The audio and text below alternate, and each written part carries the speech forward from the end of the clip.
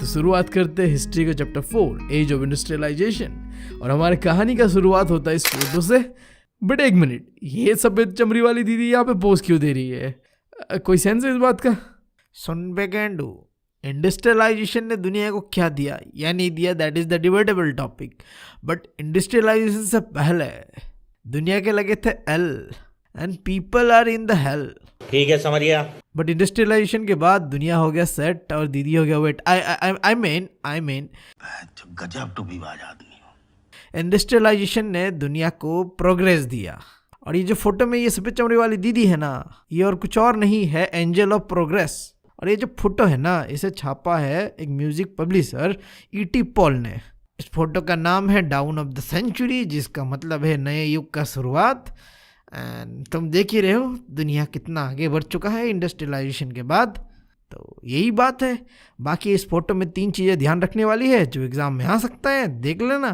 पहला कि दीदी के हाथ में कहाँ है? हाथ पे है झंडा, जो बता रहा है कि एक नए जमाने का शुरुआत होने जा रहा है, जो कि और कुछ नहीं, इंडस्ट्रियलाइजेशन का दौर है। नीचे में एक व्हील है जो कि बता रहा है समय को।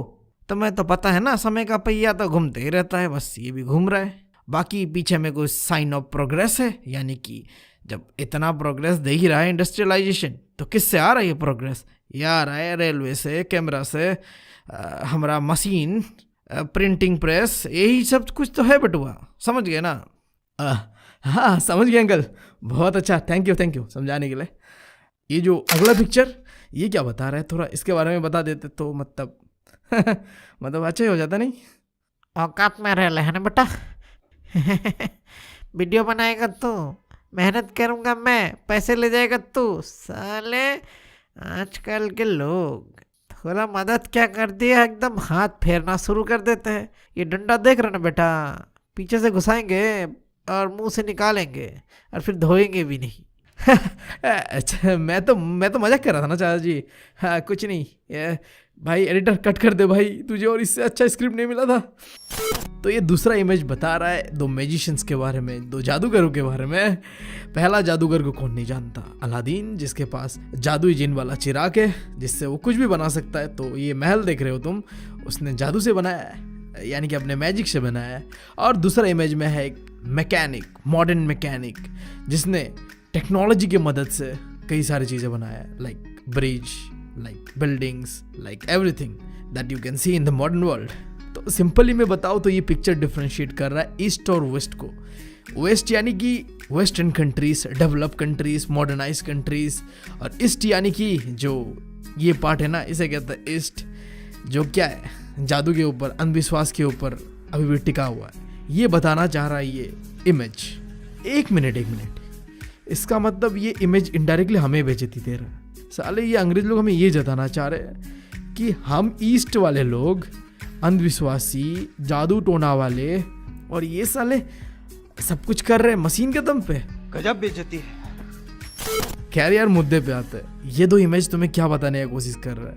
ये 2 इमेज ग्लोरीफाई कर रहा है, यानी कि इम्पोर्टेंस को बता रहा है मशीन और टेक्नोलॉजी का। और ये कैसे बता रहा है, ये चीज़ मेरे आगे तुम्हें इमेज में बताया हुआ है। अगर एग्जाम पे आ जाता तो तुम लिख सकते हो, और यहाँ पे मैंने लिख के भी दिया है, देख लेना। हम बढ़ते सीधा इस चैप्टर का पहले टॉपिक पे, जो कि है बिफोर द इंडस्ट्रियल रेवोल्यूशन, यानी कि इंडस्ट्रियल रेवोल्यूशन से पहले यूरोप कैसा था। देखो, इंडस्ट्रियल रेवोल्यूशन होने से पहले भी यूरोप के अंदर में प्रोडक्शन बहुत ही लार्ज स्केल पे होता था, और इंटरनेशनली भी बिकता था सामान यूरोप का। बट वो सामान फैक्ट्रीज में नहीं बनता था, वो बनता था गाँव में। कौन बनाता था? पीजेंट लोग बनाते थे। और बनवाते कौन थे? शहर के मर्चेंट, यानी कि व्यापारी गांव में जाके पीजेंट और जो भी वहाँ के फार्मर्स थे उनसे सामान बनवा के दुनिया भर में बेचा करते थे।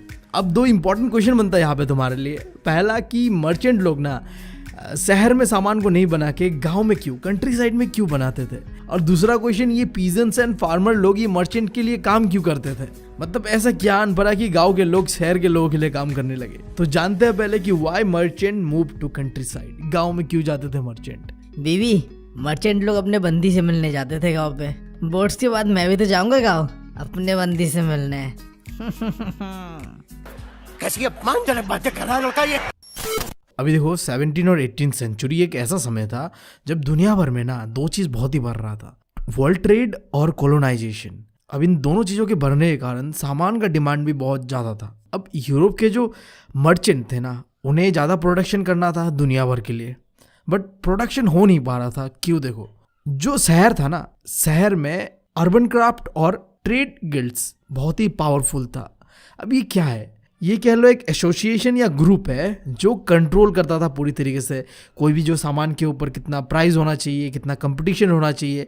और स्पेशली ये जो एसोसिएशन या ग्रुप है ना, ये रोकता था कोई नए मर्चेंट को बिजनेस करने से शहर में, ठीक है। इसके अलावा देखो, शहर में और एक प्रॉब्लम था। शहर में जो रूलर्स होता था ना, वो क्या करता था, मोनोपोली राइट देके रखा हुआ था लोगों को कि देखो ये सामान तुम ही बनाओगे सिर्फ, और तुम्हारे अलावा और कोई नहीं बना सकता। अब बताओ, तुम शहर में एक चीज़ का प्रोडक्शन करने जाओगे जहाँ में राजा परमिट दिया हुआ है किसी को कि भाई साहब कोई कपड़ा है वो वही बनाएगा, उसके अलावा अगर किसी ने बनाया तो उसका मुझे बताने की ज़रूरत नहीं है क्या होगा। तो इन सारी चीज़ों के कारण शहर में भाई साहब प्रोडक्शन करना पॉसिबल ही नहीं था। तो अल्टीमेटली जो मर्चेंट, नए नए मर्चेंट थे, वो गांव चले गए जहाँ कोई रेस्ट्रिक्शन नहीं है, जहाँ कोई कंपटीशन देने वाला, टक्कर देने वाला नहीं है, तो आसानी से वही करेंगे, व्यापार, प्रोडक्शन, और फिर दुनिया भर में बेचेंगे। क्योंकि देखो, डिमांड तो था, सवाल ये उठता है कि प्रोडक्शन कहाँ करें। शहर में नहीं हो पा रहा तो गाँव में करेंगे, सही बात है। अब बढ़ते दूसरे सवाल की ओर कि why countryside poor peasants and artisans being work for merchant, यानी कि जो गांव के पीजेंट्स एंड आर्टिजन्स थे ना, वो लोग मर्चेंट के लिए क्यों काम करते थे। अभी देखो, पहला चीज़ तो था कि घर बैठे बैठे अगर तुम्हें काम मिल जाए, और क्या चाहिए भाई, इन्हें शहर नहीं जाना पड़ेगा कोई भी काम करने के लिए, घर में बैठेंगे, काम भी कर लेंगे और थोड़ा बहुत अपना खेती भी संभाल लेंगे। और दूसरा चीज़, अब देखो, शहर के मर्चेंट जब गांव में आके अपना प्रोडक्शन करवाते थे गांव के लोगों से, इस टाइम को कहते हैं प्रोटो इंडस्ट्रियलाइजेशन, ठीक है। आगे मैं बताऊंगा इसके बारे में थोड़ा बहुत, बट इतना समझ लो कि ये जो प्रोसेस है ना, जिसमें शहर से मर्चेंट आके गांव में गांव के लोगों से प्रोडक्शन करवाते थे, इससे उन्हें मिलता था एक पैसा। मतलब देखो, खेती बाड़ी से उनका इनकम उतना ज़्यादा जनरेट नहीं हो पाता था, बट क्योंकि मर्चेंट लोग उन्हें काम दे रहे थे कि भाई साहब हमारे लिए प्रोडक्शन करो, तो उनका इनकम जो है वो भी बढ़ रहा था, सप्लीमेंट हो रहा था, ठीक है। और तीसरा चीज़ देखो, घर में काम है, घर के लोगों से करवाएंगे ना भाई, बेटा मेरा बैठ के खा रहा है, बहन मेरी बैठ के खा रही है, सब काम करेगी भाई साहब। हाँ, अब एक सवाल जो थोड़े पहले मैंने तुम्हें बताया कि ये प्रोटो इंडस्ट्रियलाइजेशन या फिर प्रोटो इंडस्ट्रियल सिस्टम क्या है। देखो, ये एक सिस्टम है, मैंने बताया, जहाँ कॉमर्शियल एक्सचेंज होता है, यानी कि सामान का लेना देना होता है। कैसे लेना देना होता है? मर्चेंट आता है, पैसा देता है गांव के लोगों को, यानी कि जो पीजेंट्स एंड आर्टिसंस को, कि सामान बनाओ, इसके बदले में वो सामान देते हैं। तो एक्सचेंज हुआ ना, पैसे का एक्सचेंज सामान से, that's called proto industrialisation system. Simple है भाई। इस सिस्टम को कंट्रोल करता था मर्चेंट लोग, और गांव के किसी फैमिली को दे दिया काम, उसके घर में जितने फैमिली मेंबर्स होगा वो मिलकर प्रोडक्शन करेगा, फिर मर्चेंट को दे देगा। That's how things work. तो यही है प्रोटो इंडस्ट्रियल सिस्टम, या फिर तुम कह लो प्रोटो इंडस्ट्रियलाइजेशन। यानी कि इंडस्ट्रियलाइजेशन से पहले क्या होता था, गांव में बनता था सामान सिंपली। अब देखोगे कि इंडस्ट्रियलाइजेशन आएगा आगे, जहां अब सामान गांव में नहीं बनेगा, घरों में नहीं बनेगा, अब सामान बनेगा फैक्ट्री में, शहरों में, ठीक है। तो हमारा अगला टॉपिक भी वही है कि the coming up of factories, यानी कि अब फैक्ट्रीज आना शुरू हो गया। इससे पहले फैक्ट्रीज नहीं था, बट अब प्रॉपरली इंडस्ट्रियलाइजेशन आना शुरू होगा, ठीक है। अभी इंडस्ट्रियलाइजेशन का शुरुआत कहाँ से हुआ था? इंग्लैंड। तो पहला अर्लीस्ट इंडस्ट्री कहाँ बनेगा? ऑब्वियस सा बात है, इंग्लैंड। तो 1730 का जो समय था, इस समय कई सारे अर्ली इंडस्ट्रीज बनता है इंग्लैंड के अंदर में। और ये जो एरा है ना, जो नया शुरुआत होने वाला इंडस्ट्रियल एरा, इसका सिंबल क्या था? इसका सिंबल था कॉटन, ठीक है। मोस्टली जो आगे तुम इंडस्ट्रीज बनते हुए देखोगे ना, वो और कुछ नहीं, कॉटन इंडस्ट्री होगा। अभी ये जो 18th सेंचुरी का समय था, इस बीच कई सारे इनोवेशंस होता है, कई सारे इन्वेंशंस होता है, और ज़्यादातर ये इन्वेंशंस रिलेटेड थे कॉटन को लेके। कॉटन इंडस्ट्री बन रहा था उस समय बहुत ज़्यादा, तो वहाँ में कैसे टेक्नोलॉजिकल इंप्रूवमेंट ला सके, उनके ऊपर ये इन्वेंशंस था। अब इससे 3 फायदा हो रहा था। देखो, पहला, आउटपुट पर वर्कर बढ़ रहा था। पहले अगर कोई चीज़ 10 यूनिट प्रोड्यूस हो रहा था, अब 20 हो रहा था, क्योंकि टेक्नोलॉजिकल इंप्रूवमेंट हुआ था। यानी कि सिंपल सा बात ये है, अब वर्कर ज़्यादा प्रोड्यूस कर पा रहा था। सेकेंड चीज़, और तीसरा चीज़ देखो क्या था कि देखो टेक्नोलॉजी क्या करता है, चीज़ें आसान करता है, चीज़ें बेटर करता है, राइट। तो आसान तो कर दिया था ज़्यादा प्रोडक्शन करके, अब ज़रूरत था कि क्वालिटी को इम्प्रूव करे। तो देखो कॉटन से क्या बनता है, धागा बनता है, यानी कि यान या थ्रेड कह लो। तो इसका जो क्वालिटी है ना ये ज़्यादा और मजबूत हो, ये हो पाया दिस इनोवेशन के कारण। सिंपल सा लॉजिक है ये। अच्छा यहाँ रुको, मुझे धागे से कुछ याद आया। मैंने कहीं सुना या पढ़ा था कि रहीमन धागा प्रेम का, मत तोड़ो छटकाए, टूटे तो ना जुड़े घाट बन जाए। आई गेस थोड़ा बहुत गलत होता होगा, बट कुल मिला के इसका मतलब ये था कि अगर तुमने जो प्रेम का धागा होता है ना उसे अगर एक बार तोड़ दिया ना भाई तो जुड़ेगा नहीं। तो इससे मैं तुम्हें मॉरल ऑफ द स्टोरी ये बताने की कोशिश कर रहा हूँ, भाई सुनो मेरे बात, अपने एक्स से दूर रहो, stay away from your x. Moral of the story यही था, एक बार जो टूट गया वो फिर नहीं जुड़ना चाहिए, ठीक है समझ गया। तो क्या कहता है कि कॉटन प्रोडक्शन का बात हो रहा है, कॉटन इंडस्ट्री का बात हो रहा है, तो पहला कॉटन इंडस्ट्री किसने बनाया था? तो वो पहला इंसान जिसने पहला कॉटन मिल बनाया था, रिचर्ड आर्कराइट। ये वो महान हस्ती है जिसने दुनिया का पहला कॉटन मिल बनाया था इंग्लैंड के अंदर में। याद रख लेना, बहुत ही important MCQ point of view से। मैं कल इधर लिख लूं कहीं यूपीएससी के एग्जाम में ना आ जाए। अब सवाल ये उठता है इसका फायदा क्या मिला अब दुनिया को या फिर इंग्लैंड को? ठीक है, देखो पहला चीज तो ये था कि अब जितना भी प्रोडक्शन प्रोसेस है ना ये एक ही छत के नीचे होगा, ठीक है, एक ही फैक्ट्री के नीचे होगा, अब गांव जाने की जरूरत नहीं है। सेकंड चीज़, अब जब एक ही छत के नीचे होगा तो तुम इसे चेक कर पाओगे, इसका क्वालिटी कैसा है, वर्कर कैसे काम कर रहे हैं नहीं कर रहे, ये चेक कर पाओगे। ये चीज़ें ना पहले पॉसिबल नहीं था जब तुम गांव में कंट्री साइड में जाके प्रोडक्शन करते थे। बट क्योंकि अब तुम फैक्ट्री में शहर में बैठ के प्रोडक्शन करोगे अपने कॉटन मिल के अंदर पे, तो तुम क्वालिटी और लेबर्स को चेक कर पाओगे और एक ही छत के नीचे में हर चीज़ें हो पाएगा। ये है बेनिफिट कॉटन मिल का, इंपॉर्टेंट है, नोट डाउन करके रख लेना, कहीं यूपीएससी में काम ना आ जाए। मैंने अभी तुम्हें बताया कि इंडस्ट्रियलाइजेशन का दौर शुरू हो चुका है, यानी कि अब जगह जगह पे फैक्ट्रीज बनेगा। बट किस स्पीड से बनेगा? क्या ये कछुए की तरह बहुत धीरे धीरे दौड़ेगा या फिर एक खरगोश की तरह बहुत ही स्पीड? तो स्पॉइलर अलर्ट, ये दौड़ेगा एक कछुए की तरह, धीरे धीरे ओवर द ईयर धीरे धीरे इंडस्ट्रियल ग्रोथ दिखेगा। देखो कैसे, देखो कहा यह जाता है कि इंडस्ट्रियलाइजेशन ना 3 फेजेस में बटा हुआ है।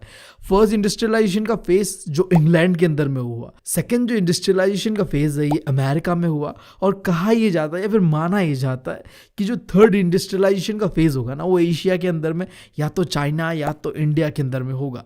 तो पहला जो इंडस्ट्रियलाइजेशन का फेज था ना, इस फेज में इंग्लैंड के अंदर में स्पेशली और यूरोप के अंदर में किन इंडस्ट्रीज ने डोमिनेट किया? सिंपली मैं बोलूँ तो 2 इंडस्ट्रीज थे, पहला कॉटन इंडस्ट्री, दूसरा आयरन एंड स्टील इंडस्ट्री। इन्होंने फर्स्ट फेज ऑफ इंडस्ट्रियलाइजेशन जो था इंग्लैंड के अंदर और यूरोप के अंदर उसे पूरी तरीके से डोमिनेट किया। कॉटन के बारे में तुम्हें पता है कि क्यों डोमिनेट किया? क्योंकि टेक्नोलॉजिकल प्रोग्रेस हुआ था, इनोवेशंस हुआ था। बट सवाल उठता आयरन एंड स्टील इंडस्ट्री ने इतना ज़्यादा ग्रोथ क्यों दिखाया? देखो उस समय यूरोप के जितने कॉलोनीज थे और खुद यूरोप के अंदर भी रेलवे का बहुत ज़्यादा एक्सपेंशन हो रहा था। अब रेलवे में बहुत ही इंपॉर्टेंट मटेरियल होता है आयरन एंड स्टील, तो इसके वजह से क्योंकि रेलवे का एक्सपेंशन हो रहा था तो आयरन एंड स्टील इंडस्ट्री भी बहुत ज़ोर शोरों से बढ़ रहा था। बट देखो ये स्पीड मैंने बताया कि कछुए की तरह था, धीरे धीरे।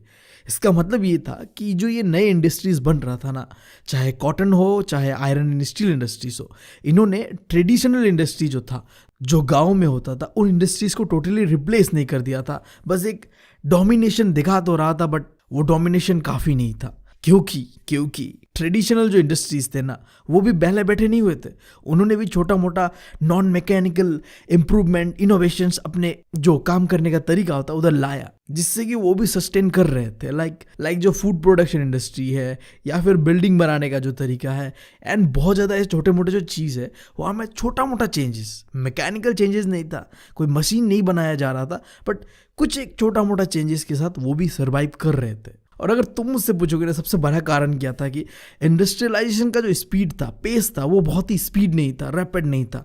तो देखो मैं तुम्हें बताना चाहूँगा कि अगर कोई चीज़ महंगा होता है ना तो वो चीज़ चाहे कितना भी अच्छा हो कोई नहीं लेता, राइट? अब मुझे ही देख लो यार, तुम्हें पता आईफोन कितना अच्छा है, बट आईफोन खरीदने का औकात नहीं है मेरा, तुम्हें पता है बहुत एक्सपेंसिव है। अगर आज आईफोन खरीदने का औकात होता तो पक्का आज सिंगल नहीं मर रहा होता मैं, 1-2 बंदी तो पटा ही लेता। नहीं, वो आधे खाने वाले सेब से पटी जाती है लौंडिया, आई गेस पट जाती है ना। अबे चूतिया है। हाँ पटी जाती होगी, टॉपिक से भटक रहे आई गेस। तो मैं ये कह रहा था कि देखो टेक्नोलॉजी जो नया नया आ रहा था बहुत ही एक्सपेंसिव था, तो एक्सपेंसिव होने के कारण जो टेक्नोलॉजिकल चेंजेस था ना वो भी बहुत धीरे धीरे था। ठीक है, यही तक था बात। तो अभी हमारा अगला topic hand labour versus steam power, यानी कि अब शुरू होता है इंसानों के साथ मशीन का लड़ाई। ये है इंडस्ट्रियलाइजेशन का दौर। तो तुम्हें क्या लगता है जीतेगा कौन? आई गेस तुम में से ज्यादातर लोगों को लग रहा होगा कि ये लड़ाई जीतेगा मशीन। बट रुक जाओ, मैं बात कर रहा हूँ इंग्लैंड का वो दौर जिस समय में इंग्लैंड में रूल करता था क्वीन विक्टोरिया, यानी कि तुम कह लो कि ये विक्टोरियन एरा है, या फिर तुम्हारी किताब में मेंशन होगा विक्टोरियन ब्रिटेन। वो समय जब क्वीन विक्टोरिया इंग्लैंड के अंदर में रूल कर रहा था, उस टाइम पीरियड के बीच ना जहाँ अमेरिका में लेबर शॉर्टेज था, लोग कम थे, तो वहाँ मशीन ज्यादा चाहिए होता था, तो वहाँ तो लड़ाई जो था इंडस्ट्रियलाइजेशन का वो मशीन जीत रहा था। बट ब्रिटेन में लेबर का इस्तेमाल तो दबा के किया जा रहा था, अब पता नहीं क्यों कर रहे थे।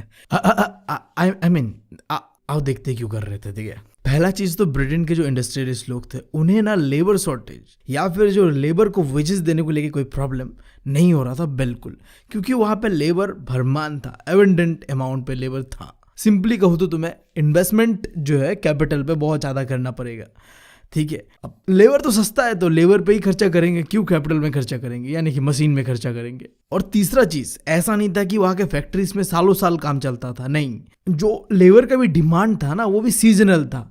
मान लो साल के 6 महीना काम हुआ और 6 महीना फैक्ट्री बंद रहता था, कुछ ऐसा सिचुएशन था। तो क्योंकि लेबर भी सीजनल था और मशीन का कीमत भी बहुत ज्यादा था, तो कोई इंडस्ट्रियलिस्ट क्यों लगाना चाहेगा मशीन। उसके अलावा किताब के अंदर में तुम्हारे कुछ कुछ ऐसा एग्जाम्पल दिया हुआ है जिसको सुनने के बाद तुम कह ही नहीं सकते कि हम मशीन लगाए। ठीक है, मतलब भाई साहब इंग्लैंड के अंदर में उस समय 500 वेराइटीज ऑफ हैमर बनाया जाता था, हथौड़े का 500 वेराइटी। तो इसके लिए तुम 500 मशीन लगा दोगे क्या भाई? नहीं ना। 45 वेराइटीज ऑफ एक्स, यानी कुल्हाड़ी का 45 वेराइटीज था। इतना जो वेराइटीज है ये मशीन फुलफिल नहीं कर सकता, इसके लिए स्पेसिफिक हमें लेबर ही चाहिए। तो तुम कह सकते हो कि कुछ ऐसे सामान थे स्पेशली जो हैमर और एक्स, इन्हें सिर्फ और सिर्फ हाथों से ही बनाया जा सकता था। और आखिरी मैंने बताया विक्टोरियन एरा पे ना जो अपर क्लास लोग थे वो मानते थे कि जो हाथों से बनाया हुआ चीज़ है ना वो एक सिंबल ऑफ स्टेटस है। ठीक है, अमीरों का चीज़ है भाई, सस्ता नशा नहीं करते थे वहाँ के लोग कि मशीन से बनाया हुआ चीज़ों को आज तो हम बहुत मानते कि एक्सपेंसिव है, बट उस समय में माना जाता था कि जो हाथ से बनाया हुआ चीज़ है वो बहुत ही ज़्यादा एक्सपेंसिव है, प्रेस्टीजियस है, अमीरों वाला चीज़ है, तो वहाँ वही चीज़ प्रीफर किया जाता था।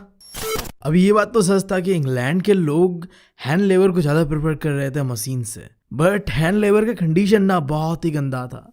हमारा अगला टॉपिक है condition of workers in England during early years of industrialisation, यानी कि इंडस्ट्रियलाइजेशन का शुरुआती दौर है, उस समय वर्कर्स का कंडीशन कैसा था। तुम इस फोटो को ध्यान से देखो, तुम्हें सब पता चल जाएगा कि क्या कंडीशन था उनके साथ। लिटरली ना रहने को छत है, न खाने को कुछ है। लोग गांव से शहर आए हैं काम के तलाश पे, बट लिटरली उनका कंडीशन, छोटे बच्चे बड़े बुजुर्ग लाइन पे खड़े, इसलिए नहीं कि उन्हें कुछ चाहिए, इसलिए कि उन्हें काम नहीं मिला है। अब क्या करे, वो बेबस है, न घर है न कुछ है, रास्ते पे ही वो खड़े खड़े सो रहे हैं। लिटरली ये कंडीशन था लेबर्स का उस समय इंग्लैंड के अंदर में। सोच के ना यार आज भी रूह कांप रही है मेरी, मतलब दर्द को मैं फील कर पा रहा हूँ। अब ऐसा इसलिए था क्योंकि मैंने बताया इंग्लैंड के अंदर में लेबर का कोई कमी नहीं था। तो जिस चीज़ का ना कमी नहीं होता है ना, जो चीज़ तुम्हें आसानी से मिल जाता है ना, उसका तुम वैल्यू नहीं करते। तो ब्रिटेन के लेबर्स के साथ भी यही हो रहा था, उनका कोई वैल्यू नहीं था। जॉब की तलाश में शहर तो आते थे बट उन्हें जॉब नहीं मिल पाता था और ज़िंदगी बदतर से भी और भयंकर हो जाता था। इसके अलावा मैंने बताया पहले ही तुम लोगों को कि काम जो था वो भी सीजनल था, साल के आधे समय पे ही काम मिलता था और बाकी के समय में ना लोग या तो वही शहर पे रहते थे, कुत्ते वाली ज़िंदगी मैंने इमेज में तुम्हें दिखाया, या फिर गांव जाके छोटे मोटे काम कर लेते थे। फिर भी जैसे तैसे तो ज़िंदगी जी रहे थे। बट इसी बीच 19th जो सेंचुरी था इस समय नेपोलियनिक वॉर होता है जो कि इंग्लैंड और फ्रांस के बीच में चल रहा था। आई गेस तुमने अगर फ्रांस रेवोल्यूशन के बारे में पढ़ा है और नेपोलियन के बारे में पढ़ा है तो तुम्हें थोड़ा बहुत आइडिया होगा। जो भी हुआ ना इस नेपोलियनिक वॉर की वजह से, वो और कुछ नहीं, इन्फ्लेशन यानी कि महंगाई बढ़ गया। और जब महंगाई बढ़ता है तो लोगों का रोजगार छिनता है। तो नेपोलियनिक वॉर की वजह से महंगाई और बेरोजगारी दोनों बढ़ा। अब इसका रिजल्ट ये था कि लोग डर रहे थे। कोई अगर नया टेक्नोलॉजी फैक्ट्री पे आ रहा था ना तो उन्हें इसे लग रहा था कि इनसे उनका जॉब ना छिन जाए। लगे एग्जाम्पल है, ये देखो स्पिनिंग जेनी, ये एक मशीन है जिससे तुम स्पिनिंग कर सकते हो। तो जब ये फैक्ट्रीज में आना शुरू हुआ ना तो जो औरतें हाथों से पहले कपड़े बुनते थे ना, वो इनके ऊपर टूट पड़े बस कि ये हमारा जॉब छीन लेगा, हमें बेरोजगार कर देगा और ये हम होने नहीं देंगे। इस लेवल का डर था, मतलब बेरोजगारी को लेके उस समय। जो इंग्लैंड आज के समय क्या है, उस समय कैसा था सोच के देखो। लिटरली जॉब के लिए लोग कुछ भी करने को तैयार थे क्योंकि जॉब मिल ही नहीं रहा था। अच्छा, बट ये जो कंडीशन था ना उनका, ये 1840 से इम्प्रूव होना शुरू हुआ। अब थोड़ा बहुत जॉब जनरेट हुआ क्योंकि अब construction activities like road, railway, tunnels, bridges ये सारे बनने शुरू हुए, जिसके वजह से अब जॉब जनरेट हो रहा था और लोगों को जॉब मिल रहा था थोड़ा बहुत। अभी मैंने तुम्हें एक एग्जाम्पल दिया था स्पिनिंग जेनी का, राइट। अब एग्जाम में आता है इसके ऊपर कुछ, तो लिखना तुम ऐसे कि ये एक मशीन है जिससे स्पिनिंग प्रोसेस में काफ़ी तेज़ी आ चुका था क्योंकि अब मशीन से होगा, हाथ से नहीं होगा। बट इससे एक प्रॉब्लम ये था कि अब जो लेबर का डिमांड है ये ख़त्म कर दे रहा था क्योंकि अब मशीन है तो मशीन होगा तो इंसान तो चाहिए नहीं तुम्हें। तो जब लेबर का डिमांड कम आना तो जो वुलन फैक्ट्रीज में स्पिनिंग मशीन लगाया गया, इंट्रोड्यूस करा गया, वहाँ के जो वुमेन यानी कि जो औरतें काम करने वाले वो इस मशीन के ऊपर टूट पड़े भाई साहब। अभी तुमने ये तो जाना कि किस तरीके से इंडस्ट्रियलाइजेशन का शुरुआत हुआ इंग्लैंड के अंदर में। अब जानो कि किस तरीके से इंडस्ट्रियलाइजेशन इंग्लैंड के कॉलोनीज पे चल रहा था। एंड मोर स्पेसिफिकली अगर तुम एनसीईआरटी को फॉलो करो, तुम्हें जानना है सिर्फ इंडिया के बारे में। और इंडिया के बारे में भी कोई बड़ा बड़ा सेक्टर्स के बारे में नहीं जानना है, बस जानना है कि टेक्सटाइल सेक्टर जो था वो अंग्रेजों के आने से पहले और अंग्रेजों के आने के बाद क्या कंडीशन में है। क्योंकि देखो इसे पढ़ना जरूरी इसलिए है क्योंकि अंग्रेजों के आने से पहले ना इंडिया का जो टेक्सटाइल था यानी कि इंडिया के जो कपड़े बनते थे ना, उनका क्वालिटी भाई एक नंबर था। दुनिया भर में जो कपड़ा डिमांड किया जाता था ना, वो बस इंडिया के कपड़े ही थे। लोग बस, मतलब मैं क्या बताऊँ इंडिया की क्वालिटी ऑफ कपड़ों के बारे में। लिटरली आज का जो नाइकी और एडिडास की कंपनीज है ना, उस तरीके का क्वालिटी सोचो तुम। उस समय में इंडिया का डिमांड था, इंडिया का ब्रांड वैल्यू था। और ये जो प्रोसेस था ना कि इंडिया से कपड़ा बना और दुनिया में गया, ये जो एक्सपोर्ट होता था ना इंडिया से बाहर, ये 3 पोर्ट से होता था। सूरत, मसूरीपट्टनम और हुगली, ये 3 पोर्ट था जहाँ से पूरा जो कपड़ा था वो यूरोप तक या फिर जो सेंट्रल एशिया, दुनिया के जितने भी कोने थे वहाँ तक पहुँचता था। अब देखो ये जो बिजनेस था कि इंडिया का कपड़ा बाहर जाके बिकता था, देखो इसे कोई बिजनेस में नहीं संभाल सकता है। देखो कपड़ा बनाने वाला जो आदमी था वीवर, वो तो सिर्फ कपड़ा बनाएगा, इसे बेचना भी होता है कि हाँ ये कपड़ा हम इंडिया से उठाएंगे, उसके बाद हम इसे जाके यूरोप के मार्केट में बेचेंगे। तो ये काम था इंडियन मर्चेंट का।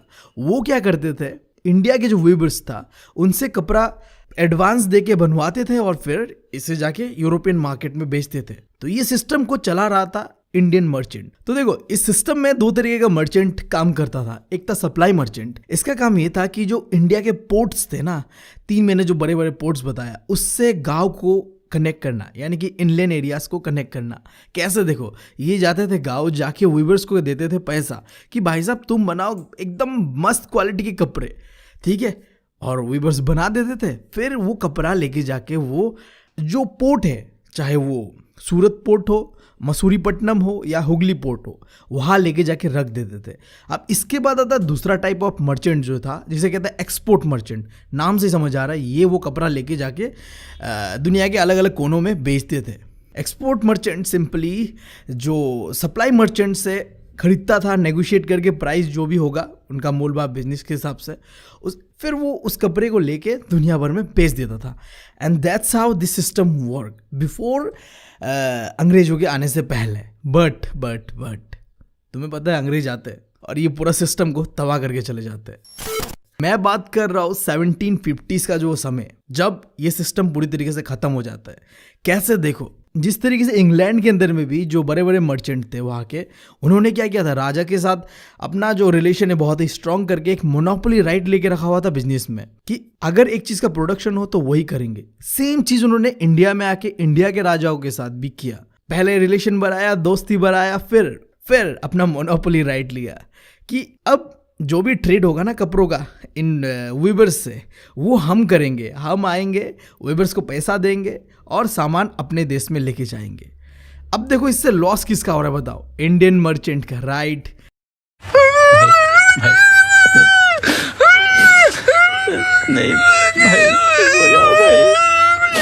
देखो धीरे धीरे इस तरीके से ही इंडिया को गुलाम बनाने का शुरुआत होता है। प्रोसेस देखो क्या होता है। पहले आता है मोनोपोली राइट लेता है ट्रेड का, जितने भी यूरोपियन कंपनीज थे। अब इसके वजह से क्या होता है, इंडियन मर्चेंट जो पूरी तरीके से इस बिजनेस को संभाल रहे थे, उनका बिजनेस ठप पड़ जाता है। और जो दो बड़े बड़े पोर्ट थे, सूरत और हुगली, ये अब बंद पड़ गया था, क्योंकि इससे कौन ट्रेड करता था? Indian merchant. बट अब कंट्रोल किसके हाथ में था? अंग्रेजों के हाथ में। तो अंग्रेजों ने ना दो अलग पोर्ट बनाया, एक बॉम्बे पोर्ट और एक था कैलकाटा पोर्ट। यहाँ से उन्होंने बिजनेस करना अपना शुरू किया कि सेम प्रोसेस जो इंडियन मर्चेंट करते थे वही चीज़ उन्होंने किया। आएंगे वेवर से पैसा देके सामान लेके वो अपने मार्केट पे बेचते थे।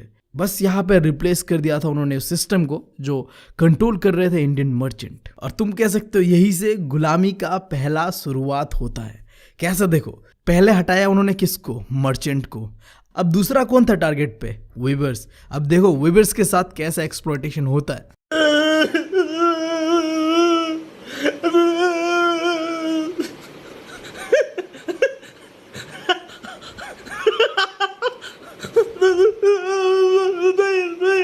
जिसे समझने के लिए हमारा अगला topic, what happened to weavers. कुछ दिन पहले मैंने एक मोटिवेशनल बुक पढ़ा जिसके अंदर में एक एक्सपेरिमेंट का जिक्र था कि अगर तुम एक मेंढक को ना गर्म पानी में डाल देते हो तो वो तुरंत वहां से कूद के निकल जाएगा। बट वहीं पे अगर तुम एक मेंढक को नॉर्मल पानी पे रखते हो, फिर उस पानी को धीरे धीरे तुम गर्म करते हो ना, तो एक शॉकिंग रिजल्ट सामने आया कि वो मेंढक वहां से हिलता तक नहीं है। लिटरली जब तक उसे पता चलता है कि ये बहुत गर्म है, इससे मुझे निकलना चाहिए, तब तक बहुत देर हो चुका होता है और वो मेंढक वही मर जाता है। तो कुछ ऐसा ही होता है हमारे इंडियन वीवर्स के साथ। जब तक उन्हें पता चलता है कि अंग्रेजों ने उनके साथ क्या किया, तब तक बहुत देर हो चुका था। देखो जो शुरुआती दौर था उस समय इंडिया के टेक्सटाइल सेक्टर हो या वीवर्स के साथ ऐसा कुछ बड़ा चीज हुआ नहीं था, क्योंकि देखो उस समय ना टेक्सटाइल जो था इंडिया का, उसका यूरोप में बहुत ज़्यादा डिमांड था। तो यूरोप और इंग्लैंड के लोग तो इंडिया का जो कपड़ा है उसका दीवाने थे, तो इन्हें बर्बाद करने का तो कोई सवाल ही नहीं उठता। उल्टा इंग्लैंड इस चीज़ से परेशान था कि कैसे जो टेक्सटाइल है रेगुलरली इंग्लैंड जाए इंडिया से, क्योंकि देखो उस समय दो प्रॉब्लम था। पहला चीज़ तो उस समय इंडिया के अंदर में कंपटीशन बहुत ज़्यादा था, सिर्फ इंग्लैंड नहीं था इंडिया के अंदर में, इसके अलावा फ्रेंच, डच, पोर्चुगीज और लोकल ट्रेडर भी ये जो चीज़ है एक्सपोर्ट करने का टेक्सटाइल को यूरोपियन कंट्रीज में कर रहे थे। तो ऐसा नहीं हो सकता कि अचानक से पूरा मार्केट इंग्लैंड को ही मिल जाए। दूसरा चीज ये था कि उस समय जो वीवर्स था उनके पास जो बार्गेनिंग पावर था, वो सामान उनको बेचेगा जो उन्हें सबसे ज्यादा पैसा देगा। सिंपल सा बात है बिजनेस में भाई, मैं सामान उन्हें बेचूंगा जिससे मुझे सबसे ज्यादा मुनाफा हो। तो इतना ज़्यादा कंपटीशन होने की वजह से वीवर्स के पास बार्गेनिंग पावर ना बहुत ज़्यादा था। इन दोनों चीज़ों की वजह से रेगुलर सप्लाई जो था कॉटन टेक्सटाइल का इंडिया से इंग्लैंड, ये नहीं हो पा रहा था। बट ये सब चीज़ें बदल जाता है जब एक बार ईस्ट इंडिया जो कंपनी होता है ना, उसके पास पूरा पॉलिटिकल कंट्रोल आता है इंडिया का। ईस्ट इंडिया कंपनी धीरे धीरे पॉलिटिकल पावर ग्रैब करता है, राजाओं को हरा के या राजाओं को डोमिनेट करके पूरी तरीके से जो एक गुलामी का दौर है ना उसका शुरुआत करता है। जैसे ईस्ट इंडिया कंपनी के हाथ में पॉलिटिकल पावर आता है, इंडिया के अंदर में जो कंपटीशन था ना वो पूरी तरीके से खत्म कर देता है और दूसरा पूरा ट्रेड का मोनोपोली राइट को ले लेता है। अब कैसे ईस्ट इंडिया कंपनी ने कंपटीशन को पूरी तरीके से इंडियन मार्केट से खत्म किया वो जानो। सबसे पहला स्टेप एक सर्वेंट अपॉइंट करता है जिसका नाम होता है गोमस्ता। इसका काम ये होगा कि जाके वीवर्स को सुपरवाइज करो कि कैसे तुम्हें काम करना है, कैसे उनसे सप्लाई को कलेक्ट करना है, कैसे क्वालिटी को चेक करना है, ये काम होगा गोमस्ता का। दूसरा चीज जो उन्होंने किया कि वीवर्स को सस्ता लोन बांटा कि भाई साहब तुम्हें देखो प्रोडक्शन करने के लिए रॉ मटेरियल्स खरीदना है, लो पैसा लो, मेरे से लेके जाओ, सामान बनाओ, उसके बाद हमें बेच देना वो सामान। अब यही पे उन्होंने अपना गेम खेल दिया। देखो कैसे, अब पैसा उन्होंने दिया है पहले ही लोन के तौर पे कि जाओ सामान बनाओ। अब इस चीज़ की वजह से वीवर्स सामान बेचेंगे किसको? उनके पास कोई ऑप्शन नहीं है, उन्हें बेचना पड़ेगा ईस्ट इंडिया कंपनी को ही, क्योंकि ईस्ट इंडिया कंपनी से उधारी लेके सामान बनाए तो उनके पास ही तो बेचना पड़ेगा, वो दूसरे के पास जा ही नहीं सकते। अब इस चीज़ का इम्पैक्ट क्या पड़ा वो देखो वीवर्स के ऊपर। कई सारे ऐसा रिपोर्ट्स देखा गया कि गौमस्तास एंड वीवर्स के बीच लड़ाई हुआ, क्लैशेस हुआ। अब ऐसा क्यों था? पहले जो मर्चेंट थे ना, इंडिया के मर्चेंट, वो बहुत ही फ्रेंडली थे वीवर्स के साथ। ज़्यादातर केसेस में वो जो मर्चेंट था वो गांव का ही आदमी होता था, या फिर नहीं भी होने से काफ़ी फ्रेंडली बिहेव होता था मर्चेंट और वीवर्स के बीच जो रिलेशन था उसका। बट क्योंकि गोमस्तास तो एक अपॉइंटेड सर्वेंट थे जो कि ईस्ट इंडिया कंपनी के द्वारा कंट्रोल किया गया था, तो उनके पास पावर था, जिस हिसाब से चाहे उस हिसाब से वो ट्रीट कर सकते थे वीवर्स के साथ। तो वो अपना ठाठ बाट सब दिखा रहे थे पीजेंट्स को, और इसके वजह से लड़ाई होता है। दूसरा चीज़, अब जो वीवर्स के पास एक बार्गेनिंग पावर था ना, कंपटीशन होने की वजह से जो मुझे ज़्यादा प्राइस देगा मैं उसके पास ही बेचूंगा सामान, वो छिन चुका था उनसे, क्योंकि अब उधारी लेने की वजह से अब सामान उनको ही बेचना पड़ेगा, ऑप्शन है नहीं। ऊपर से कंपनी जो प्राइस देगा वही लेना पड़ेगा, क्योंकि उनके ही पैसे से सामान बना है। तो देख रहे हो भाई साहब किस तरीके से हेल्पलेस कर दिया था वीवर्स को। लोन लेने के कारण मजबूरन वीवर्स जो टर्म्स एंड कंडीशन उनके ऊपर डाला गया था ईस्ट इंडिया कंपनी के द्वारा, उसको ही मानना पड़ रहा था। और अल्टीमेटली इसका रिजल्ट ये होता है कि कई सारे वीवर्स ने अपना ये काम छोड़ के खेती बाड़ी की ओर चल दिया। तो इस चीज़ को देखते हुए हमें क्या मॉरल ऑफ द स्टोरी मिलता है कि उधारी तभी लो जब तुम उसके लायक हो। ये नहीं कि पैसा बट रहा है तो भाई साहब जाके ले ही लेते, कहीं ना कहीं तो काम आ ही जाएगा। नहीं यार, मैं एक इकोनॉमिक स्टूडेंट हूँ और फाइनेंस के बारे में मुझे अच्छा खासा नॉलेज है, इसके हिसाब से मैं तुम्हें बता रहा हूँ। लोन अपनी ज़रूरतों के लिए तो लेना ही मत। अगर तुम कोई बिजनेस करना चाहते हो और तुम उसके लिए कॉन्फिडेंस हो, कर सकते हो, फिर ही लेना। ये अपने ज़रूरतों को पूरा करने के लिए लोन लेना जो है बहुत ही गंदा चीज़ है। ये तुम्हें और तुम्हारे फैमिली को बहुत ही क्या कहते हैं, परेशानियों में डाल सकता है। खैर, ये तो थी ज्ञान की बात है। बढ़ते अगला टॉपिक जो कि है मैनचेस्टर कम इन इंडिया। क्या है देखो, इंग्लैंड के अंदर में अगर कहीं पे सबसे ज़्यादा इंडस्ट्रीज था ना, वो जगह था मैनचेस्टर।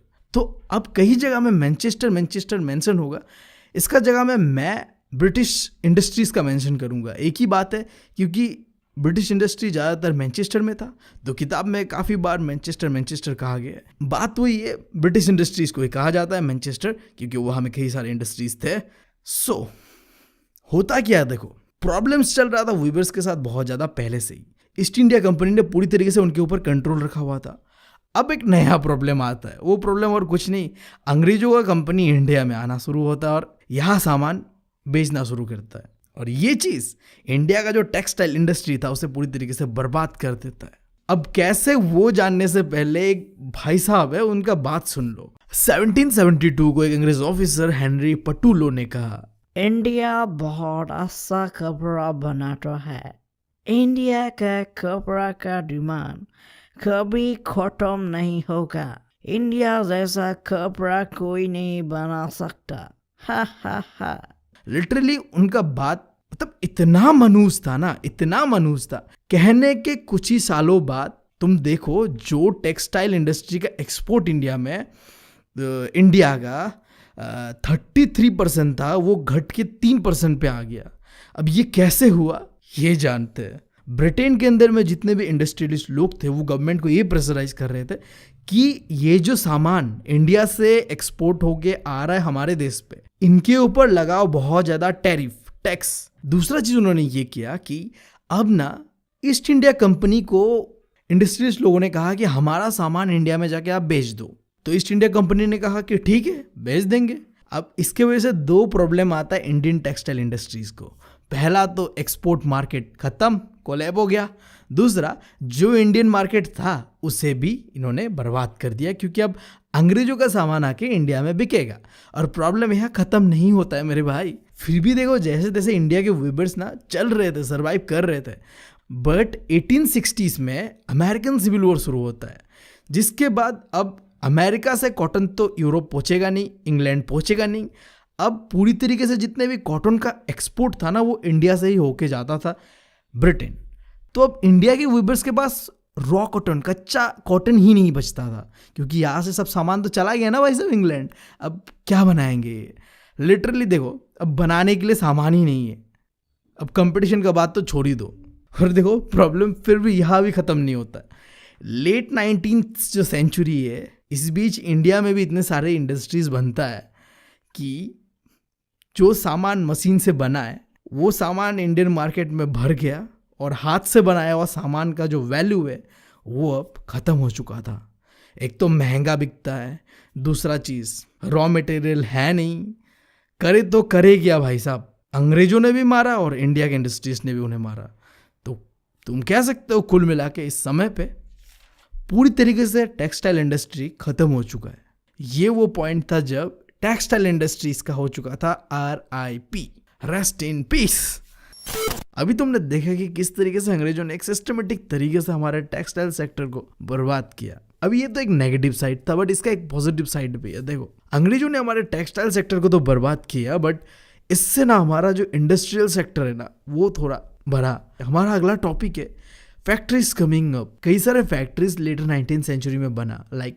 पहला जो इंडिया का कॉटन मिल था बॉम्बे के अंदर में बनता है 1854 को। पहला जूट मिल बनता है बंगाल के अंदर में 1855 को। इसी तरीके से तुम देखोगे कानपुर के अंदर भी एक मिल बनता है, फिर अहमदाबाद में भी बनता है, एंड ऑन कई सारे मिल बनता है इंडिया भर में।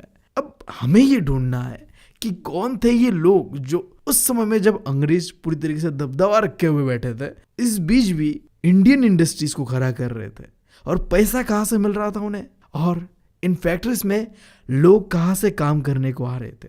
इन 3 सवाल का जवाब और हमारा चैप्टर लगभग खत्म ही हो जाएगा।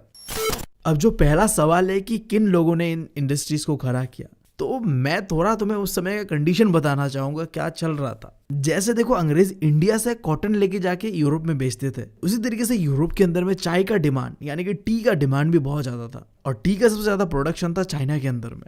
तो सीन कुछ ऐसा है, देखो हम तो गुलाम थे, बट चाइना को अंग्रेजों ने पूरी तरीके से गुलाम नहीं बनाया था। तो वहाँ ट्रेड सिस्टम होता था, ठीक है। चाइनीज लोगों को ओपियम बहुत पसंद है, जिन्हें ओपियम नहीं पता एक तरीके का ड्रग समझ लो। तो अंग्रेज लोग इंडिया में ओपियम को प्रोड्यूस करते थे, और फिर ये ओपियम जाके बेचते थे चाइना के पास, और वहाँ से टी लेके जाके यूरोप पे बेचते थे।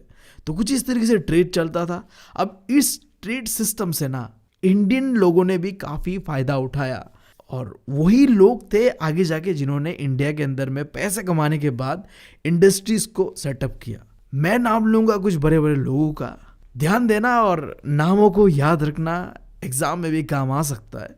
पहला नाम है द्वारकानाथ टैगोर। इन्होंने ये जो चाइना ट्रेड था ना, इससे काफ़ी पैसा कमाया। इतना पैसा कमाया कि लिटरली 6 कंपनीज खोला, जॉइंट स्टॉक कंपनीज को उन्होंने जो पैसा कमाया था उससे खोला। उसके बाद 2 पारसी बिजनेसमैन, पहला दिनसो पटीट और दूसरा का नाम तो मैं क्या बताऊँ, तुम लोग आई गेस जानते हो, द ग्रेट जमशेदजी नुशिरवानजी टाटा। मैं इनका कंपैरिजन गांधी जी से नहीं करना चाहूँगा, इनका ना अलग ही रोल था इंडिया को लेके। मैं इस वीडियो में तुम्हें उनके बारे में कुछ बता के इंसल्ट नहीं करना चाहूँगा उनका, कि हल्का सा बता के उनके बारे में मैं छोड़ दूंगा। That is the disrespect for this man. मैं चाहूँगा कि तुम उनका बायोग्राफी या फिर जो इंटरनेट पे वीडियोस है उन्हें देखो। मतलब छोड़ो, इनके बारे में अलग ही रेस्पेक्ट है मेरे हार्ट पे। मैं इन्हें इस वीडियो में एक्सप्रेस नहीं करना चाहता। तुम्हें बस इतना कहूँगा, इनके बारे में थोड़ा खुद से रिसर्च करो। हम आगे बढ़ते हैं। इसके बाद जो है सेठ हुकुमचंद, इन्होंने क्या किया, पहला इंडियन जूट मिल इस्टेब्लिश किया कैलकाटा के अंदर में। देखो बंगाल के अंदर में पहला जूट मिल जो कि इंडिया का इकलौता था 1855 को इस्टेब्लिश हो चुका था, बट वो किसी इंडियन ने नहीं किया था। पहला इंडियन जिसने जूट मिल इस्टेब्लिश किया था वो भी कैलकाटा के अंदर में 1917 को, वो आदमी था सेठ हुकुमचंद। इसके अलावा देखो जो GD बिरला है ना, इनके फादर और ग्रैंडफादर ने भी काफ़ी सारे रोल प्ले किया इंडस्ट्रियल डेवलपमेंट जो था उनके ऊपर। तो कुछ 5 ये नाम है, इनके ऊपर ध्यान देना, और स्पेसिफिकली सेठ हुकुमचंद के ऊपर ध्यान देना। हम बढ़ते हैं जो दूसरा सवाल कि किस तरीके से इन्होंने पैसे का जुगाड़ किया इंडस्ट्रीज़ को सेटअप करने के लिए, कैपिटल का जुगाड़ किया। मैंने थोड़ा बहुत तुम्हें हिंट पहले ही दे दिया है। जो चाइना के साथ ट्रेड होता था उससे बहुत पैसा कमाया इन लोगों ने, तो वो एक सोर्स था कैपिटल का। दूसरा देखो, सिर्फ चाइना के साथ ही ट्रेड नहीं किया इन्होंने, मर्चेंट व्यापारी कभी अपना जो बिजनेस एक जगह से नहीं करता, ठीक है। बहुत स्मार्ट होते हैं व्यापारी या मर्चेंट लोग, ठीक है। आई गेस अगर तुम में से कोई भी सुन रहे हो जो गुजराती हो या मरवारी हो तो तुम समझ पाओगे, कनेक्ट कर पाओगे इस बात को। मतलब इन लोगों का माइंडसेट ना अलग ही लेवल पर चल रहा होता है। मतलब हमारा जो माइंडसेट है ना हम लोगों का, इनका माइंडसेट टोटली ऑपोजिट रहता है। एंड आई रिस्पेक्ट दैट, बहुत अच्छी बात है। इन लोगों की वजह से आज हमारा पहचान है दुनिया भर में। खैर हम मुद्दे पे आते हैं। ट्रेड जो है अदर नेटवर्क पे भी होता था, लाइक बर्मा जो कि आज का प्रेजेंट डे म्यांमार है, मिडिल ईस्ट जैसे कि गल्फ कंट्रीज, इनके साथ होता था। इसके अलावा इंडिया इतना बड़ा है ना, इनके अंदर भी कई सारे ट्रेड नेटवर्क्स को इन्होंने कंट्रोल करके पैसा कमाया, ठीक है। मैंने बता दिया तुम्हें कि कैपिटल कहाँ से आया, कौन लोगों ने बनाया। अब बात करते हैं कि वर्कर्स, इस इंडस्ट्रीज में वर्कर्स कहाँ से काम करने के लिए आते थे। देखो बहुत सिंपल है, इंडस्ट्रियल रीजन जो जहाँ इंडस्ट्रीज बना उनके आसपास के जो डिस्ट्रिक्ट थे ना, उन डिस्ट्रिक्ट से आते थे काम करने के लिए लेबर्स। एग्जाम्पल लेते हैं, बॉम्बे का जो कॉटन इंडस्ट्री था उसमें 50% से भी ज़्यादा काम करने वाले लोग पास ही का एक डिस्ट्रिक्ट था रत्नागिरी डिस्ट्रिक्ट, वहाँ से आते थे। मतलब देख रहे हो 50% से भी ज़्यादा लोग उस डिस्ट्रिक्ट से आके यहाँ काम करते थे। तो मोस्टली ऐसा ही चलता था, इंडिया के जहाँ भी इंडस्ट्रीज था ना उसके आसपास के जो डिस्ट्रिक्ट थे वहाँ से वर्कर्स आके काम करते थे, फिर घर चले जाते थे ज़्यादातर, या फिर सामने भी आसपास कोई सेटल होने का जगह हो तो सेटल भी होते थे। बट देखो सिचुएशन चेंज होता है, बेरोजगारी का जब रेट बढ़ता है ना, काम जब अपने डिस्ट्रिक्ट पे अपने जो लोकल एरिया है वहाँ मिलना बंद होता है, तो लोगों ने लॉन्ग डिस्टेंस ट्रैवल करके भी जॉब का सर्च किया। लाइक जो एग्जांपल है कि जो यूनाइटेड प्रोविंस यानी कि जो आज का यूपी है, वहाँ के जो वर्कर्स थे उन्होंने लॉन्ग डिस्टेंस ट्रैवल करके बॉम्बे, कलकत्ता, इन जगहों पे जाके काम करने का डिसीजन लिया। एकमात्र रीजन जॉब नहीं मिल रहा था जहाँ वो रहते थे, तो ऑब्वियस सा बात है जहाँ जॉब मिलेगा वहाँ जाएंगे, चाहे लॉन्ग डिस्टेंस ही ट्रैवल क्यों ना करना हो।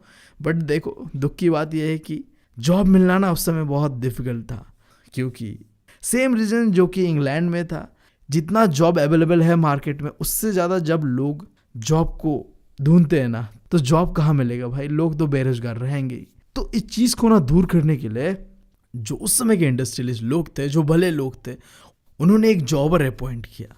अब देखो ये जॉबर एक तरीके से एक इंसान होगा जिसका काम होगा कि इंडस्ट्री में काम करने वाले जो नए रिक्रूट है उन्हें अपॉइंट करना, यानी कि तुम कह लो कि नए लोगों को इंडस्ट्रीज में काम में रखने का जो जिम्मेदारी होगा इस बंदे का होगा, ठीक है। ये कंपनी का सबसे ट्रस्टेड एंड बुरा इंसान होगा, बुजुर्ग इंसान होगा जिसके ऊपर सबसे भरोसा है कि ये तो भाई चुतियापा करेगा नहीं। बट देखो आगे तुम क्या होता है। इसका काम ये था कि जो भी अपने गांव के लोग थे वो लोगों को लाओ, शहर में लाके बसाओ, काम ज्वाइन कराओ, और अगर कोई उन्हें प्रॉब्लम आए, फाइनेंशियल प्रॉब्लम, तो पैसा देके मदद करो। बट कहते हैं ना कि जो भरोसे वाले होते हैं वही भोसड़ी वाले भी होते हैं। यहाँ भी वही चीज़ हो रहा था। आगे मैं नहीं बता रहा, तुम लोग समझदार हो, समझ गए। अब बचा है बस दो टॉपिक। पहला देखो कि peculiarities of industrial growth of India. अब देखो पेक्युलरिटीज का मतलब है कोई अजीब चीज़ होना, अनयूजुअल चीज़ होना, ऐसा चीज़ जो तुम एक्सपेक्ट नहीं किए थे, ऐसा कुछ होना। हमने देखा था यार इंडस्ट्रियल ग्रोथ ब्रिटेन के अंदर में कैसा था, काफ़ी धीमा था, ठीक है, क्योंकि टेक्नोलॉजी को एडप्ट नहीं कर पा रहा था हुआ। बट इंडिया में ना बहुत ही अजीब कुछ होता है। क्या अजीब होता है देखते हैं, ठीक है। इंडिया के जो इंडस्ट्रियलिस्ट लोग थे वो मैनचेस्टर गुड्स यानी कि जो अंग्रेजों के जो कंपनीज थे, जो प्रोडक्ट वो बनाते थे उससे कंपटीशन नहीं लेते थे, उनसे दुश्मनी मोल नहीं लेते थे, क्योंकि भाई अंग्रेजों से दुश्मनी जो लेगा वो तो सीधा पेला जाएगा ना भाई। तो हमें तो भाई स्मार्ट वर्क करना है, यानी कि हमें उनसे बचते बचाते अपना बिजनेस भी करना था। तो हमने क्या किया, देखो एग्जाम्पल दिया हुआ है यहाँ में बुक पे, मैंने भी हल्का से छोटा सा लिख दिया है कि देखो अंग्रेज कपड़ा बनाते थे, राइट, मैन्युफैक्चर करके मशीन से। तो हम कपड़ा नहीं बनाते थे, हम क्या बनाना शुरू कर दिए, यार्न, यानी कि हम धागा बनाना शुरू कर दिए, जो कॉटन का धागा होता है वो बनाते थे हम। तो अभी ये तो उल्टा उन लोगों को चाहिए होगा, मदद भी कर देंगे, हम उन्हें ही बेच देंगे, बट उनसे लड़ेंगे नहीं, उनसे कम्पीट नहीं करेंगे उनके प्रोडक्ट के साथ। इसके अलावा जो स्वदेशी मूवमेंट था ना, इसने काफ़ी ज़्यादा फायदा दिया इंडस्ट्रियल ग्रोथ को, क्योंकि हमने फॉरेन सामान को तो बॉयकॉट कर दिया था। अब सामान खरीद किसके रहे थे? जो भी सामान इंडियन फैक्ट्रीज पे बन रहा था, इंडस्ट्रीज में बन रहा था, वही तो हम यूज़ कर रहे थे, क्योंकि वो देश का सामान है, राइट। इसके अलावा देखो, हमारा जो धागा यानी कि यार्न जो था ना, वो चाइना में बहुत पॉपुलर था, बहुत बिकता था उधर। बट क्या हुआ कि चाइना और जापान के अंदर में भी बहुत ज़्यादा मिल खुला, जिसके वजह से अब वहाँ के जो मिल थे उन्होंने अपना सामान चाइनीज़ मार्केट पे फ्लड कर दिया। अब इंडिया का जो यार्न था उसका डिमांड घट गया पूरी तरीके से। अब हम एक्सपोर्ट नहीं कर पा रहे थे, प्रॉब्लम था हमारा, बट हमने इसका पॉजिटिवली इस्तेमाल किया। हमने अभी यार्न से शिफ्ट करके कपड़ा बनाना शुरू कर दिया। बट मैंने तुम्हें थोड़ा पहले बताया कि हम तो कंपटीशन को अवॉइड कर रहे थे, हम तो कपड़ा बना ही नहीं रहे थे। फिर मैं भी कह रहा हूँ कि कपड़ा बना रहे थे। देखो, कंडीशन उस समय थोड़ा बदल रहा था। जितने भी मैनचेस्टर के इंडस्ट्रीज थे, वो फर्स्ट वर्ल्ड वॉर जो चल रहा था वहाँ बिजी हो गया था। आगे इसका ऊपर एक क्वेश्चन है, सुनो कैसा आएगा क्वेश्चन, कि कैसे जो मैनचेस्टर के कंपनीज थे या फिर जो गुड था उसने इंडियन मार्केट को खो दिया, कैप्चर नहीं कर पाए। देखो, पॉइंट वाइज लिखना बिल्कुल ही सुंदर से। पहला चीज़ तो देखो, जितने भी ब्रिटिश मिल थे अब वो बना रहे थे वॉर प्रोडक्शन को रिलेटेड चीज़ें, जो भी लड़ाई में चाहिए होगा वो चीज़ें बना रहे थे, जिसके वजह से जो मैनचेस्टर का इंपोर्ट है ना, जो वहाँ से सामान इंडिया में आता था, वो बहुत बुरी तरीके से गिर चुका था, आ ही नहीं रहा था लिटरली, समझ लो। क्योंकि अब वो वॉर पे बिजी थे, अपना जितना प्रोडक्शन है देश भी कर रहे थे।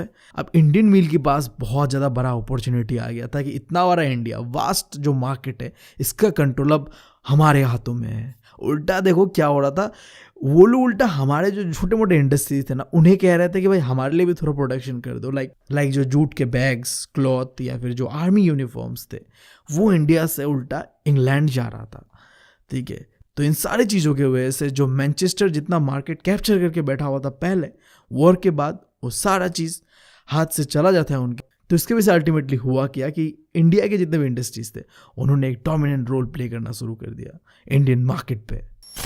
खैर, जो मैं आगे बता रहा था पिक्युलरिटीज यानी कि अजीब चीज़ें जो क्या क्या हुआ, उसमें मैंने 4 पॉइंट बताया था कि वॉर के वजह से जो है मैनचेस्टर काफ़ी वीक पड़ गया था इंडियन मार्केट पे। इसमें एक 5th फैक्टर भी जोड़ देना तुम, कि जो स्मॉल स्केल इंडस्ट्री है ना, इन्होंने भी काफ़ी डोमिनेट रोल प्ले किया था। तुम कहोगे कि अंग्रेजों ने तो इस स्मॉल स्केल इंडस्ट्री को पूरी तरीके से बर्बाद कर दिया था।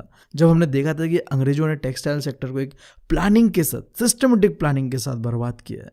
बट देखो, इतने आसानी से कोई चीज़ ख़त्म नहीं होता। इंडिया में इंडस्ट्रीज बने थे, बट वो बहुत ज़्यादा नहीं था। Large section of the economy वो कैप्चर नहीं कर रहा था, कई छोटे एरियाज में ही थे, जो कि तुम इस मैप में भी देख पा रहे हो। अभी भी इंडिया के लाखों घरों में वही पुराना सिस्टम, स्मॉल स्केल इंडस्ट्री, जो कि हाथों से बनाया हुआ चीज़ें ही प्रेफर किया जाता था। उल्टा ये जो सेंचुरी है ना, 20वीं सेंचुरी, इसमें जो हाथ से बनाया हुआ हैंडलूम प्रोडक्ट का उल्टा डिमांड बढ़ता है। तो इन्होंने भी ना टेक्नोलॉजिकल चेंजेस लाया जो अपने स्मॉल स्केल इंडस्ट्री है। लाइक जो एक फ्लाई शटल, ये हैंडलूम के अंदर में जो हाथ से कपड़ा बनाया जाता है, इसके ऊपर एक टेक्नोलॉजी का इस्तेमाल करना शुरू किया जिसका नाम है फ्लाई शटल, जिसके हेल्प से कपड़ा जो है अब बहुत ही अच्छी क्वालिटी का बनता है। लेबर का प्रोडक्टिविटी भी बढ़ जा रहा है, ठीक है।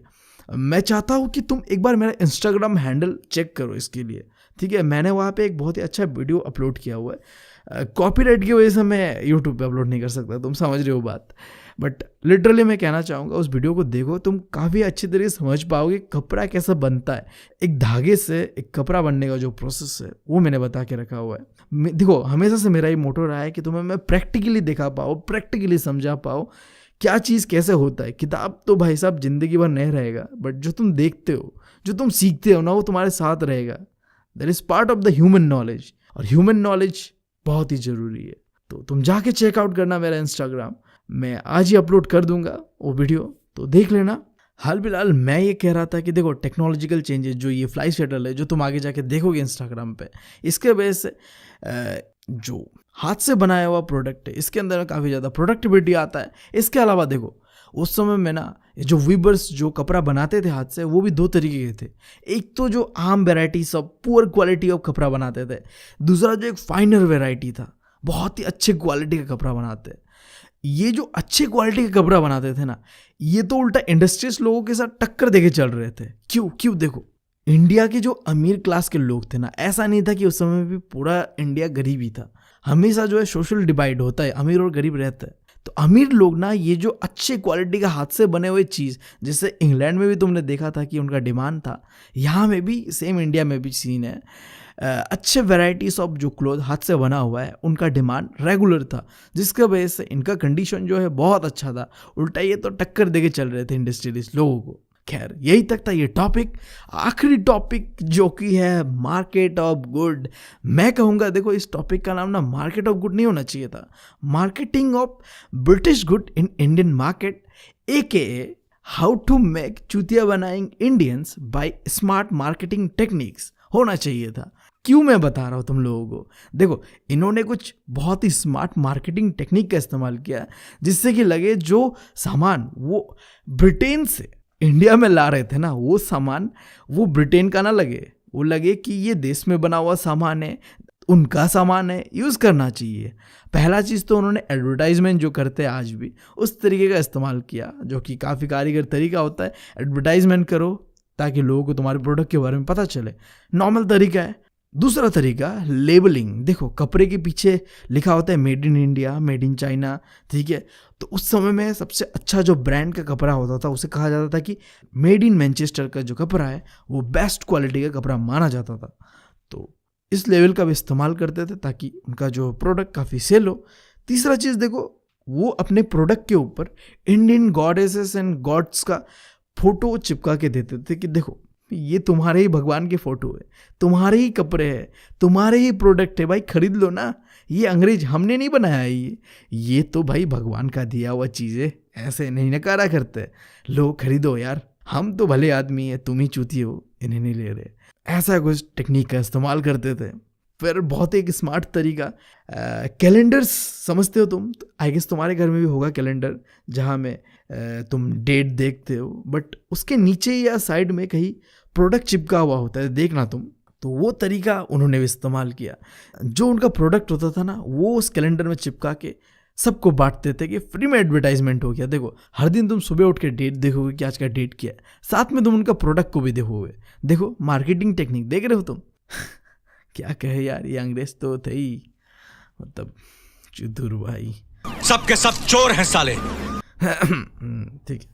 और आखिरी चीज़ देखो, वो क्या करते थे, जो बड़े बड़े फिगर्स लाइक एम्परर एंड नवाब का भी फोटो अपने प्रोडक्ट पे लगाते थे कि देखो ये तुम्हारा राजा है, तुम्हारा नवाब है, तुम्हारा एम्परर है, तो इनके ही प्रोडक्ट है, खरीद लो भाई। मतलब टेक्निक देख रहे हो। और इसमें देखो इंडियन लोग भी कम नहीं थे। हाँ, इंडिया के बिजनेसमैन को भी तुम कम मत नापना। उन्होंने क्या किया, उनका जो प्रोडक्ट था उसमें नेशनलिस्ट मैसेजेस लिखा। देखो अगर देश को तुम बचाना चाहते हो, देश को आज़ाद करना चाहते हो, तो ये प्रोडक्ट खरीदो। देख रहे हो हर कोई अपना प्रोडक्ट बेचने पे तुला हुआ है। कोई भगवान के नाम पे बेच रहा है, कोई देश को आज़ादी के नाम पे बेच रहा है। मतलब बिजनेसमैन ना अलग ही लेवल के होते हैं। उनका मकसद बस प्रॉफिट से होता है, चाहे प्रॉफिट किसी से भी आए। रिलीजन, जेंडर कुछ नहीं छोड़ते यार वो politician and businessman, like literally सबके सब चोर हैं साले। आगे ये बोल के मैं कंट्रोवर्सी में नहीं पढ़ना चाहता, रहने दो यार। हाँ, तो होता है हमारा चैप्टर यही पे खत्म। आई होप कि तुम लोगों को समझ में आया होगा। कुछ भी अगर डाउट है तो तुम मुझे इंस्टाग्राम पे पूछ सकते हो। मैं कोशिश करता हूँ तुम लोगों को ज़्यादातर जवाब देने का। अगर नहीं दे पाया ना तो दिल से सॉरी यार, मेरा खुद का एग्ज़ाम चल रहा है, बट एग्ज़ाम के बाद मैं तुम लोगों के साथ रहूँगा। और जो मैं हमेशा जाने से पहले कहता हूँ कि इस वीडियो में जितने भी एनिमेशंस हुए हैं उनमें मेरे सिस्टर का काफ़ी इंपॉर्टेंट रोल था। तो मैं चाहूँगा कि तुम जाके उसके चैनल को चेकआउट करो और सब्सक्राइब कर लेना अगर अच्छा लगे तो। एंड देन मुझे आखिर में तुम्हें यही कहना है कि thank you, love you all. Okay, एक बात मैं बताना भूल गया है। देखो नोट्स की चिंता मत करना, एग्जाम के बाद मैं टेलीग्राम पे जितने भी नोट्स है सब अपलोड कर दूंगा। एंड जो देखो वीडियो का प्लेलिस्ट ऑलरेडी बना हुआ है, एक बार प्लेलिस्ट चेक करो यार। तुम लोग इंस्टाग्राम पे कमेंट करते रहते हो कि ये नहीं बना हुआ, ये नहीं बना हुआ, एक बार देखो। हाँ, मैंने माना कि सारे चैप्टर्स मैंने नहीं बनाए, बट कुछ कुछ चैप्टर बनाया है। एक बार प्लेलिस्ट तो चेक करो यार। ऐसे डरा देते हो तुम मुझे, फिर मुझे कॉन्फिडेंस नहीं रहता। हाँ, मैंने ये बनाया कि नहीं बनाया, खुद जाके चेक करता हूँ, फिर पता चलता हाँ बनाया यार, लोगों ने बकेती फैला रखा है। तो यार ध्यान देके देखना।